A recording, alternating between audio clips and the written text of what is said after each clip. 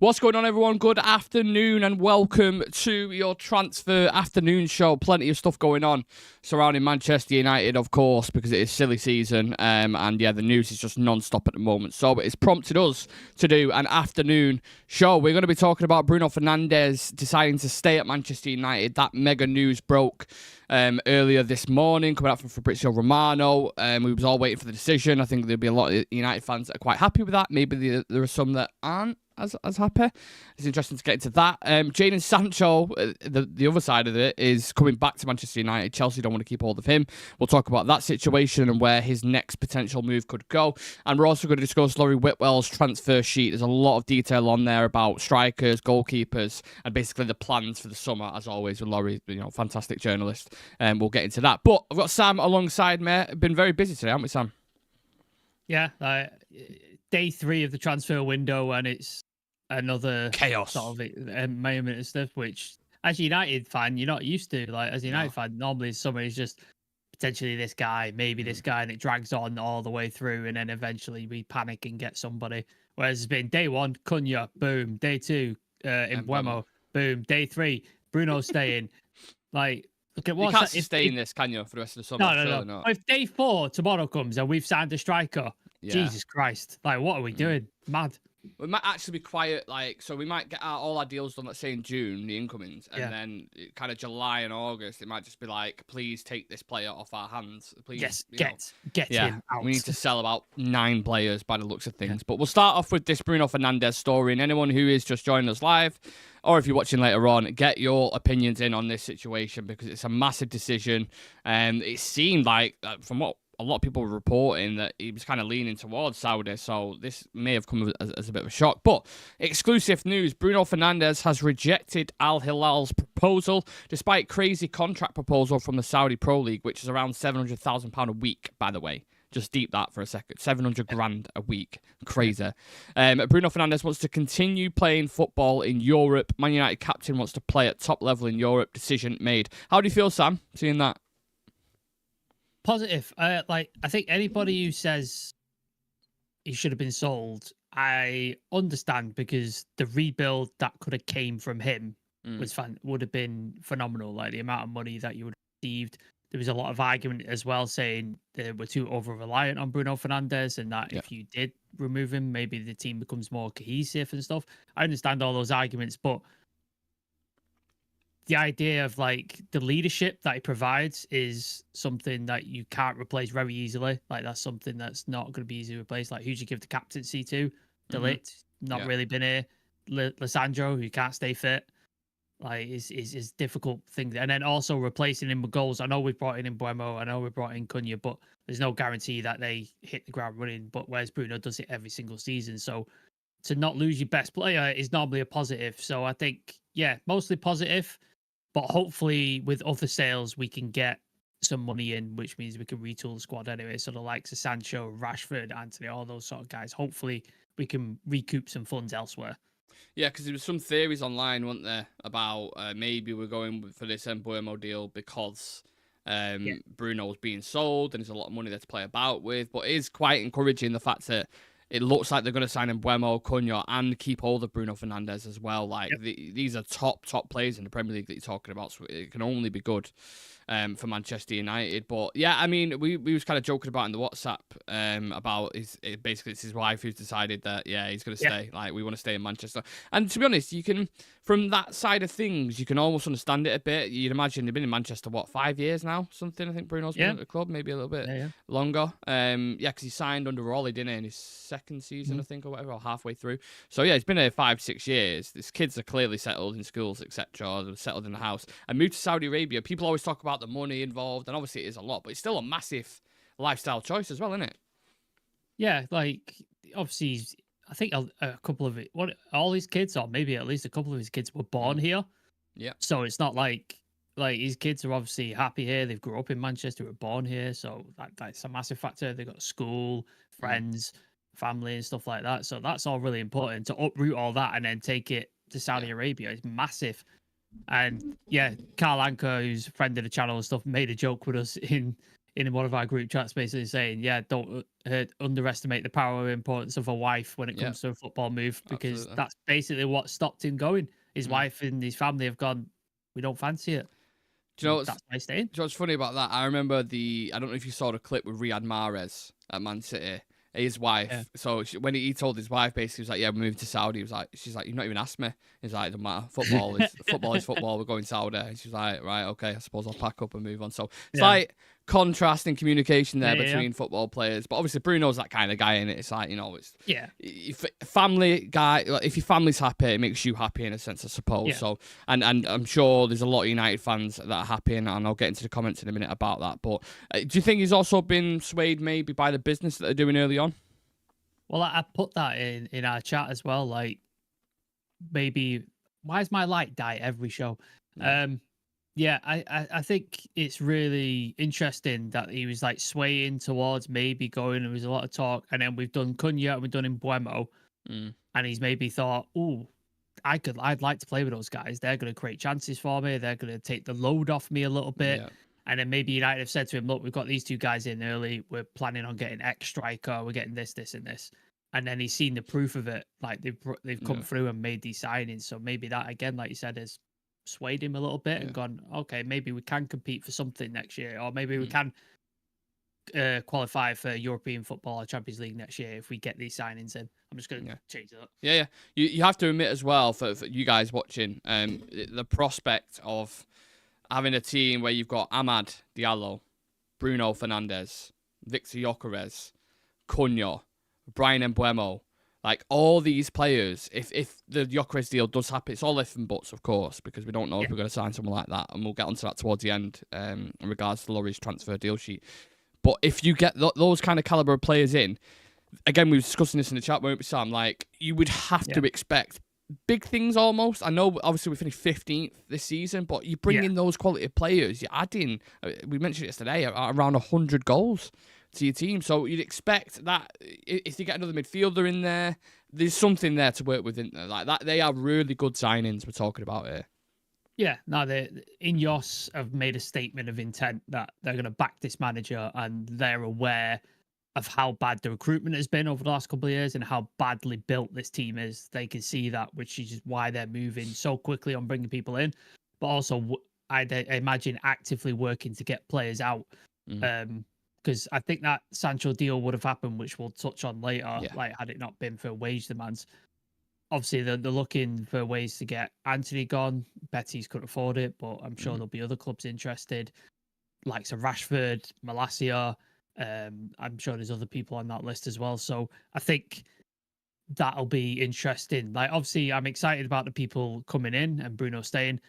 I'm more interested on how well we do on getting people out. That's going to be the telling thing, because that's something we've never struggled to attract big players. Selling him, innit? But we've always, well, Bellingham, but like selling him. I was saying. Oh yeah. Selling him is always been our issue. We've never been able to sell players ever. So that's what I'm really interested in this summer, if we can get a significant amount of players out the door. So yeah, interesting. Yeah. So we got Charlie in the chat saying other way around, Sancho does not want Chelsea because they're offering £130,000 a week and he thinks he'll get 200k. It does get 190k a week at United. Yeah, we had the drop off, didn't we, because of the Champions League, so they're out of Europe. So he's going to get a wage drop whether he likes it or not. We'll get onto that Sancho situation in a moment. Also, Gamer TV reporting Sancho's interest from Saudi Arabia. MUFC Forever saying Bruno stay. Good news. David Harrington saying, did you see a world where Cunha plays striker? If we don't get a striker, people are saying Mbeumo can play there, but surely Cunha's a better fit. I actually think personally, and I'm going to do a video on Mbeumo today, he is a very, very good finisher. I'm not saying Cunha isn't, but if I'm picking one of the two, just for me personally, I'd put Mbeumo there if it was a choice. I want to get number 9 anyway, but I'd play him there. No, I agree. If you look at his shot conversion rate, I think he's got one of the highest in the league. He takes more shots than anybody as well. Like he's a consistent finisher. So I think putting him in the 9, if we did, not saying we don't want a striker, because I do. Like, I think we definitely need one. But say we had to play with him, I think Mbeumo, like you said, is the better option than Cunha. I think that he's the one you'd look at and go, yeah, he can play there. Cunha likes to drop deep quite a lot as well and get on the ball and then drive with it. And Mbeumo is that kind of player who can get in behind as well. But that'll all be explained on the. I'm doing a video today, and that'll drop for the members first initially. So if you want to become a member, there was a few gifted yesterday. If you want to become a part of that, please click the join button next to the notification bell. It's about £2-3 a month. Just supports the channel basically for all the stuff we do on it, graphics and edits, etc. Yeah, really appreciate that. Speaking of members, My Damn United in the chat saying if we have the ability to rebuild without losing Bruno, then it's a no-brainer. No captaincy issue either. I do worry about Kobbie's position though more now. Yeah, that's something Kobbie Mainoo, Sam, long term. Where's he going to play? If he does stay, and I'm thinking if we're looking at another number 8 and Bruno staying, it's looking. Not fear, but my instinct is saying he might go. That's what my instinct is saying, because we've brought 2 number 10s in Mbeumo and Cunha. Bruno is staying, so I assume he's going to either play one of the 10s or he's going to play in the 8. If we're bringing in another 8, which is what Laurie's talking about, he's not a 6, Kobbie. So where does he play? Where does he play? So it might. Does United cash in on him? Did he cash in on him? I think they might. I know the report saying that they want him to stay and all that kind of stuff, but I agree with you. I think we've seen reports in Laurie's article, which again we'll touch on later, about the profile of midfield that Amorim wants. He wants an athletic midfielder. He doesn't play Kobbie there because his recovery runs just simply aren't good enough.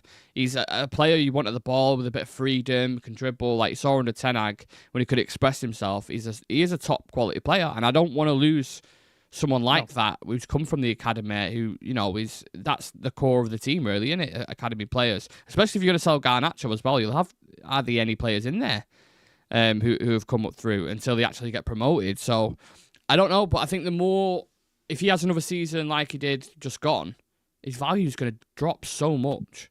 We were talking 100 mil if last season, the way he was playing. How much are you going to get from him now, realistically? Yeah, I don't think he's in the same spot as Garnacho where he has to go. I think Garnacho he has to go. I don't think there's any comeback for Garnacho.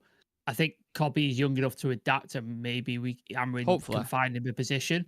And I would love him to stay because, again, like you said, Manchester lad, come for the academy. I'm always willing to give them time and give them space to sort of come in. But yeah, it could well be we need to recoup funds. The Bruno's deal's not happening. It's academy. It's pure profit. I could see it happening. I really, really could. I don't want it to, but I could definitely see it happening.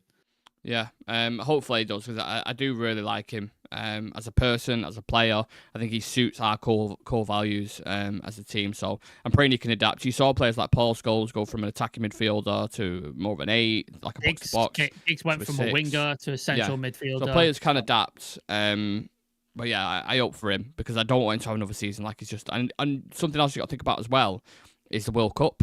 You got the World Cup coming up, and you think about how much of an important player he was for Southgate in semi-finals and finals. Is Tuchel going to feel the same way in the system that he's playing? I'm not so sure. If he's not playing for United as well, he's not going to get in the England team. So yeah, he has to be playing. Absolutely. Overrated. Pat May saying overrated Sancho coming back. I'd put him sweeping the stands at Old Trafford every day and keep him away from the training ground and the players. I mean, can you imagine Jadon Sancho sweeping? Come on, probably be poor at that as well. Man United remain unconcerned about FFP and PSR, acquiring Matheus Cunha and pursuing Mbeumo. The club is confident in offloading a significant number of players this summer to balance the books. Yep, I'd agree with that. I wouldn't want Sancho even serving burgers on Sir Matt Busby Way, to be honest, Pat. Sid the Whistle, who's also a real Red Star member, saying Kobbie is a brilliant talent, but we're no longer in a position to nurture talent when we don't have it enough ourselves. That's an interesting take. And David saying the reason I think Cunha is better suited for the striker is Mbeumo's running stats. Apparently, it's second best in the league, but getting up and down the pitch will be crucial. Yeah, yeah. Again, I'll dive into all that when I do the video about Mbeumo. But Jadon Sancho, they say you have to go through the rain to enjoy the sunshine. Bruno's the sunshine. This might be the rain time. Jadon Sancho will return to Manchester United when his contract with Chelsea ends on June the 30th. No agreement could be reached on a new proposal terms, and Chelsea will pay £5 million penalty to United as a result for not going through with the obligation. And also reports coming from Ben Jacobs, who we know has got decent-ish links to Saudi.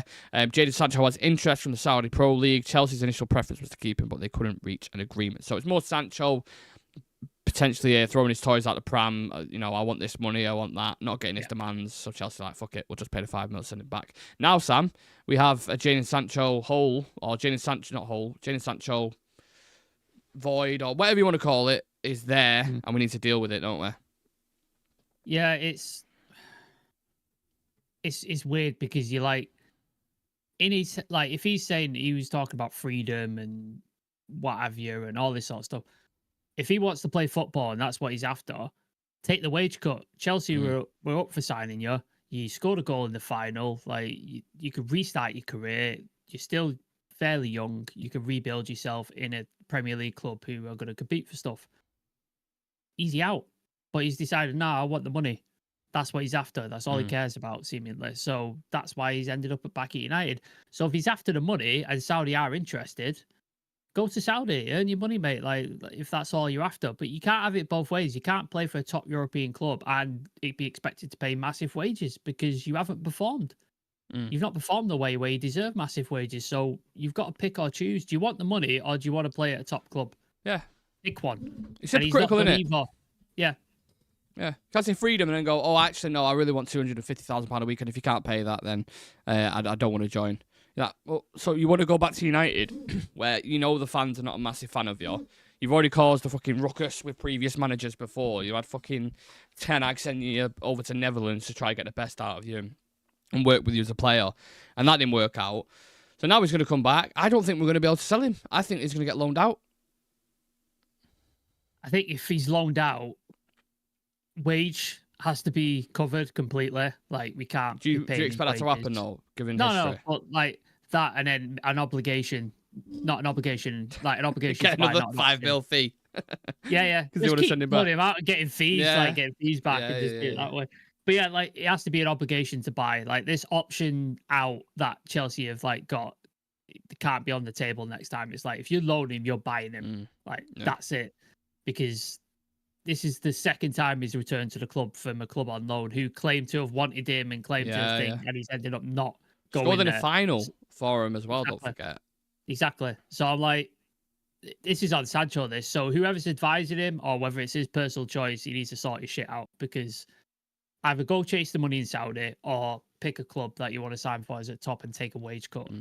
That's what it comes down to because you ain't going to get game time at United. The fans ain't having you. Especially with them Mbeumo and Cunha just coming in as well. No chance. And people who are saying, oh, Sancho could fit into Amram. He got rid of Rashford and Garnacho for not working hard enough and wrong attitudes. And you think he's going to let Sancho walk back in? Yeah. It's not happening. So, he needs to sort his shit out. And the profile of the players we talked about, Mbeumo and Cunha, how intense they are, how hard working they are. It's like the opposite to Sancho almost. Yeah. Like Sancho is considered a bit of a lazy player. He doesn't have the pace. He's a luxury player. Yeah, he is a luxury player. And I think bringing him back in now, I don't know. He's going to end up in a loan with us paying 50% of his wages. And then he'll probably just teeter out and he'll end up leaving on free. I reckon I don't know when his contract runs out, but we signed him from Dortmund in 2022, I think it was. So I'd imagine 2027. Yeah, around that period you're looking at when his contract runs out. So they'll just loan, and then he'll be gone on a free, I'd imagine. Just because I don't see any... I'm praying Saudi. I half joked in our group chat and said, can we not just put a Bruno shirt on Sancho and say this is the player that you wanted and get like 100 mil for him? Maybe we could do like, all right, Bruno didn't work and you were going to pay 100 and stuff. But if you give us 50, you could have Sancho and Hojlund. You could have two players. You can have them both for 50 million and you can have them both. And then that just kills two birds with one stone. And that's it, sorted then. And Sancho strikes me as the type of guy who would move to Saudi, to be honest with you. If he's chasing the money, which obviously he is. Yeah. Then, hopefully he does. Remember, Sancho's contract goes out next summer. He'll just leave on a free. Oh, there you go then. Yeah. It was thought Brentford would accept an offer in the region of 50 for Mbeumo. However, they see Mbeumo in the same bracket as Matheus Cunha.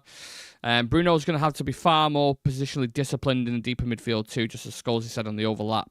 As Odie says, who actually sits next to him to assist that transition. Yeah, you're spot on. We'll get into those kind of key positions now because Laurie Whitwell's done a deal sheet, I believe, on The Athletic. And we'll start off with the striker. The strikers, should I say. So he's reporting that the Gyökeres interest is still there. Obviously, depending on what other clubs do in the market, it seems like Arsenal is starting to push towards Sesko, which would kind of think, okay, not a free run at Gyökeres, but you got Chelsea signing Delap. maybe that could be something that happens. He also reported that a move for Osman could be reevaluated because we missed out on Liam Delap. I'm not sure how that works financially, but that was something that he put in there. So yeah, for you, Sam, what do you reckon out of those two strikers? Are any of them actually doable considering the money we just spent? I think they're doable. Obviously, what we've been told is the financial state of Manchester United is not great, but they're confident on outgoings and things could be financed and stuff like that. But there's a reason. There's reasons why nobody's gone near Osimhen and Gyökeres. Like nobody's even made a bid for them. Like obviously Arsenal's connection is to Sesko. Chelsea have obviously got Delap, and I think they were chasing Ekitike as well, I believe. So nobody's got near these guys. So at some point, is Osimhen just going to go, look, I'm not going to play for a top European club because of my wage demands. So either he goes, well, if I want the wage, I'm going to have to go to Saudi because that's the only way it's going to happen. Or I'm going to have to drop my wage demands to move to a club. And maybe that's when United pounce. With Gyökeres, obviously, that apparently it's the dream signing for us, and that's what the one we're after. But I don't know what's holding that up. Is it the fee? Is it the lack of European football? Like, I don't know what that is. But yeah, it's weird how nobody's gone near them yet. Like, nobody's made an approach. It's bizarre, isn't it? Made a bid. Yeah, strange. Weird. I'm just looking at Gyökeres' wages. He's only on 40 grand a week at Sporting. So it can't be the wages then. Yeah, so I mean, he's going to demand a decent wage if he moves to the Premier League. Because obviously the numbers that he's put out in Europe speak for themselves, right? And he's obviously in demand. But similar to Mbeumo's on 45k a week, I think we said yesterday. So that would seem more feasible in terms of if you're going to pay flat out £60 million fee, 65 million fee, and then his wages on top of it, say you boost his wages up to 100, 120k, that's much more feasible than going in for an Osman and saying, right, 65 million plus 200 grand a week, which is like an extra 10, 15 million per year. I think it's way more. I think it's way more than that. I think he's like 300, 400. So yeah, I think it's way more. That's why nobody's gone near him, basically. I think Gyökeres is definitely a deal, but maybe it is the European football. Maybe that's what is holding the deal up. Obviously, it's not been an issue for Mbeumo or Cunha. Like they're happy to join without it. Maybe that's what it is for Gyökeres. He wants to play in Europe. But if we say to him, look, listen, Victor, right? You're going to play in a team with Ahmad, Cunha, and Mbeumo, Bruno Fernandes. Think how many goals you're getting for Sporting Lisbon at the moment? How many do you think you're going to get in this United team with those players behind you? You're playing under a manager who understands you and got the best out of you and stuff. It's definitely an attractive prospect. I would be surprised if we have had talks with him or intermediaries have reached out. That hasn't been the conversation. But I don't. The only reason I could think, because like you said, the wages are not that high. The fee is, I think, decent for a player of that quality. It must be European football. That's the only reason I can think that the window he wouldn't come. For the summer is going to go like that. And we know he definitely wants to move to the Premier League. Where else is he going to go? He's not going to go City. He's not going to go Newcastle. I doubt he'd go. Arsenal. I don't think he'd go Liverpool. They don't seem any interest there whatsoever. Arsenal going for Sesko. Chelsea have Delap. There's no one else. Newcastle have Isaac. Yeah. Like, genuinely can't see anyone else signing him. So, I don't know. If you really want that move to the Premier League, we are here and we are waiting. I think we would both, and everyone in the community as well, would welcome Gyökeres with open arms.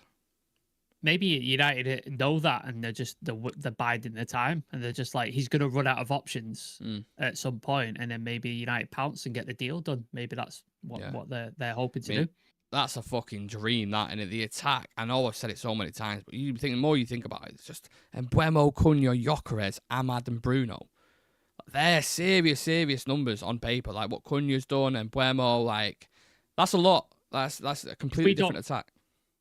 If we don't score, if that's our attack and we don't score goals next season, God has cursed us. Sack hammering. Like just Jesus Christ. Yeah. You'd expect numbers with that, wouldn't you? For sure. And I think that would really excite United fans going into next season with a forward line like that. Now, My Damn United saying final year on Sancho, guys. Thank you very much for that. Contract done this time next year, plus only 240 grand a week with no Europe. Vince in the chat, big up Vince, who's been a long time watcher of Real Reds Talk. He's saying, I knew Bruno was going to turn the Saudi Arabian League because he loves the way his daughter has a Mancunian attitude to life. David saying Ekitike to Chelsea as well. Apparently with some bookies, Liverpool a favourite for Gyökeres when Núñez leaves. Interesting. The annoying thing with Sancho is that his attitude was any better. It was said multiple times last season that Sancho would be great in our 10 system, but he absolutely needs to go. I disagree. I don't think Sancho would be good. I think off the ball, he's lazy. It don't work hard enough. No, it don't work intensity as well. Like, he's a very placid kind of player, and he's the opposite. Quick I'm telling you. either. Nope. He's not quick. Like, Amorim wants quick, physical players. He can accelerate as a burst of pace, like to get past players, but he's not sustainably like quick. No. So it doesn't work in any way for the system. Like, it just doesn't fit it. I agree. Right, let's move on to the other part of the deal sheet as well. Amorim apparently wants an athletic number 8 profile midfielder. Again, we look at the market at the moment, Sam. The only names we're hearing is Edison, isn't it? And that's it. I haven't seen any. Tell me if I'm wrong. You might have seen stuff because obviously you do the news on Instagram. I haven't seen us linked to any other midfielders at the minute. I think the only slight connection we've had is Masterwano, isn't it? We've been interested. That's the only one I've seen other than Edison. I've seen Edison apparently Edison is now a target for Al-Hilal instead of Bruno. Yeah, like, you got Inzaghi going at Al-Hilal as well, aren't you? So we'll know all about him. So, yeah, that's the thing. There's players out there, but we've just not been linked with anybody. Like that's the issue. So I'm sure we could do. Maybe that's an idea for a show we could do. We could scout some midfielders and put together who we would put in that 8 position. But there's players out there like you could definitely go get. It's just I've not seen anybody we've been linked with. So it'd be interesting to see what comes out because obviously we got linked with Mbeumo and we got linked with Cunha, and then those deals have happened. We've obviously had links with Gyökeres and we've had links with Osimhen. So if one of those deals happened, you'd be like, all right, I see the links, but we've not been linked with, like you said, anybody except Edison. No. So it's weird how that's like, okay, that's a position of priority, but no names have come out. Just midfielders in general. I haven't seen anyone really signing. I mean, apart from Man City with Rangers, there hasn't been any other big profile midfielders that are moving on, to be honest with you. So I'm just... No, Forest, apparently, was it City they turned down or Chelsea they turned down? Morgan Gibbs-White. Somebody came City wanted him. And 100 million they said. So yeah, it's not happening. So that's what I've seen. Obviously my dream, well, I don't know, but if we do get Gyökeres, I don't think Sporting would let us have him, but Hojlund would be my dream signing. I fucking love that player. I think he's fantastic. That's what's he called? Nipan. Yeah, I know he's still available. Maybe that's something we could look at. I know Arsenal tried to get him and it didn't work out. Maybe he's for somebody we could go look at. It'd be a cheap option. Seems like a really quality player. So there's options out there for sure. Belieber from Brighton would be my perfect signing, but he's going to cost what, 100, 120? Very expensive. Yeah, never going to get him for a decent price. But yeah, Belieber would be amazing. He's the one I would definitely push for. I think. Yeah, we need that kind of Casado type player as well, like that kind of midfielder who's just really robust, athletic, but quality on the ball as well. And you pay a premium for that, as Chelsea know, because they paid 115 million. So I think that midfielder situation, I think that will kind of develop a little bit later on in the window. Maybe July kind of time. But no doubt about it, we need a midfielder in there. It doesn't seem.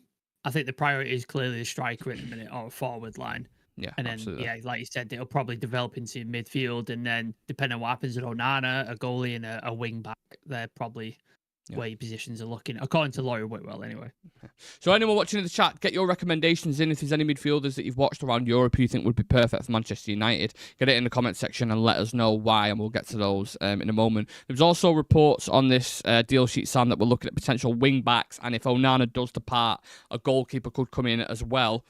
Wing backs, is that not the same situation as midfielders? Like, all the wing backs are being bought now, aren't they? Kirkes, what do you call it? Frimpong. You had Nuno Mendes, who signed a new deal with PSG, who just won the Champions League, who we was linked with. Drying up a little bit, perhaps. Yeah, it's looking a bit... Maybe we could go after... I know Bayer Leverkusen are having the bones picked by thing, but Grimaldo, you could do a deal there. Might be... He did really, really well in that wing back position. Yeah. Might be an option. Because they're losing everybody at the minute. I don't think Ten Hag would be happy with us. No, I mean, who they lost now? They've lost Jonathan Tah. Looks like they're losing Wirtz. They've lost Frimpong. Like 3 really key players for them as well. I'm sure somebody's in for Boniface as well. There was links with Boniface with Saudi and a few other clubs. Yeah. So they're getting really picked apart. I know you like Teo Hernandez from Milan, but apparently he's been linked to Saudi as well. Too much money to even compete with. You'd be interested. But there's wing backs out there you can definitely go get. I know Ahmad, it seems like Ahmad more and more, Ahmad is going to be that right wing, doesn't it? Because kind of in Mbeumo and Cunha. I don't rate Dallo. Like I just don't. I don't think the only one. I don't think he'll be sold, unfortunately. Like, I just don't see him being sold. And Mazraoui, I think he's better as a right centre back and as a utility type defender. Yeah. So I really like to see another young quality right wing back come in. That would be really interesting. But obviously, when you look at the squad structure, it's probably not a priority position because you do have Mazraoui who can play there. Dallo does play there. You've got Ahmad, so it's probably not a priority right now. Well, let's imagine a scenario like, let's say we do get the attackers in, we get the strikers. So we start the attack there. You get one midfielder in who will kind of buff the midfield up a little bit. Someone perhaps to play alongside Bruno Fernandes. You've got your backline almost. You've got youngsters there in Yoro and Heaven, DeLay, Leach will come back, and Maguire staying another season. So that's not too bad there. But then you get to the goalkeeper, Sam. And if Onana ends up staying, it's almost like a bit of a stain on that window, in it, because I think he's someone who definitely needs to go with Hojlund as well. Yeah, again, like Laurie says, it's a low priority position in the window currently, but obviously if he does move, it shouldn't be, but it apparently it is. But if he does move, then United are gonna have to act and go get somebody. I know we've been linked with that Milinkovic-Savic Torino, who apparently played for in the youth team, or he had a trial or something at United. Something like I know that, he was connected with us. I know there's been interest there. Other than that, who do you go get? Who do you go get goalkeeper wise? What's going on with Ter Stegen, by the way, at Barcelona?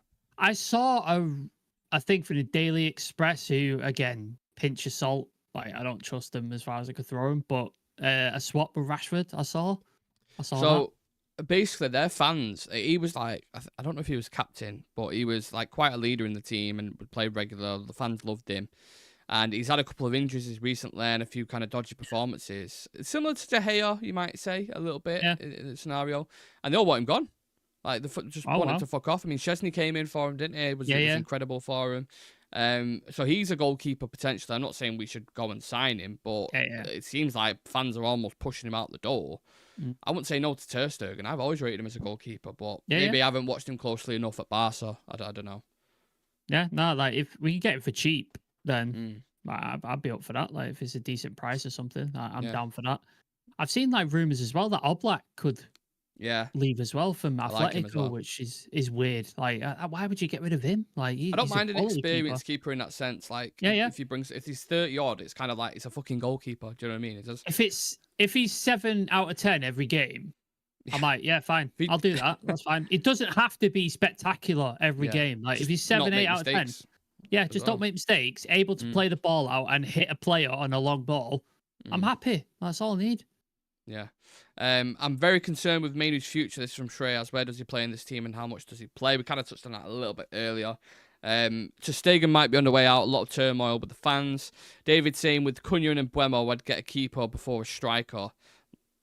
Not for me. I know that's a lot of goals in Cunha and Mbeumo, but striker first. I want that final piece in the attack. Yeah. Barca are getting João Garcia, so Ter Stegen might be falling down the pecking order. That's what I mean. It's an opportunity. One. It's an opportunity. And obviously he can play out. I mean, it's not too much pressure on a keeper in Amorim's system to be incredible on the ball, but he does have that asset as well. He is quite competent playing for Barcelona, of course. My dad's saying I can see us replacing our backup keepers with someone who can really challenge Onana and deal with it that way. Miguel Gutierrez from Girona might be a choice of wing back. I like him. About him. I like him. He's good. Yeah. Do you know? And again, I hate to bring it back because I mentioned it years ago before Villa got him. Boubacar Kamara, I think he is a fantastic midfielder. I really, really rate him. And I said we should have got him on a free. And I think that midfield three that they've got, Kamara, Tielemans, and fucking hell, what his name's gone out of my head. McGinn? You on about? No, not McGinn. Onana, yes. Thank you. Yeah. That midfield three is phenomenal. Like such a unit, physical and stuff like that.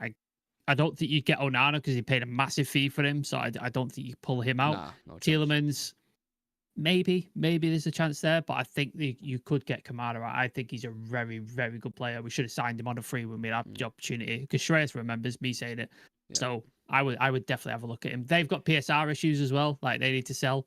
So maybe there's something you could be doing there. You know what's mad as well? They've got both Tillemans and Kamara on a free, didn't they, Villa, in that midfield? Bastards. And now they're starting week in, week out for him. Do you know the one move that really irritates me and sticks with me, and I still can't get past it, is not putting our hat in for Camavinga, or not pushing and getting that deal done. Obviously, Real Madrid came in, so it's one of them. I fucking love Camavinga as a player. I would love him at Man United. 20 million quid from Rennes, whatever the fuck it is at the time. Yeah. You look at that now, you're like, what an investment that would have been. Because he could play left back as well. Like, he could play all over the pitch. Incredible That's why I don't understand, like, 20 million, if it's not a risk. If you don't work out, it's 20 million. Like, it's fine. And the same with Tielemans and Kamara. It's free. So just sign them on a deal. If they don't work, you sell them. It's pure profit. Because you've bought it. You're not paid anything. So it baffled me the previous regime of United didn't do this sort of stuff, these sort of deals. Like, it's just mad. I am going to mention him every fucking show. I am going to mention him. Our scouting needs to improve. Like, for players like Vitinho, who've just been scouted, from Wolves, picked up as, like, I don't know how much they paid for him, but probably not a lot. I imagine it wasn't a lot. And he's arguably one of the best midfielders in Europe at the moment. Like, we need that caliber, and I just don't Didn't push for João Neves either. Didn't push for João Neves. Don't remind me of that as well. Don't remind me of that. All right, we'll leave it at that, because I'm sure there's going to be something fucking crazy happening within the next hour or so, knowing with the way this window's going. But we really appreciate all the people in the chat. Like I said at the start of the video, I'm going to go record a video on Mbeumo now. For any members, you'll get early access to that a couple of days, just to kind of give you detail on what kind of player he is. Tactical analysis, how he's come up through the ranks from like the League 2 in France and all that kind of stuff. So there'll be a detailed 10-15 minute video on him. It'll drop for the members first, and then it'll drop for the public. So if you want to become a Real Reds Talk member, click the join button next to the notification bell. There's already quite a few of you in the Real Red Ultras, so appreciate the support as always. The OGs, the new viewers, everyone, appreciate the support. Please do smash like the video for us before you leave. Subscribe to the channel, very close to 16k, and me and Sam will see you. Oh, drop us a follow on socials as well, and we'll see you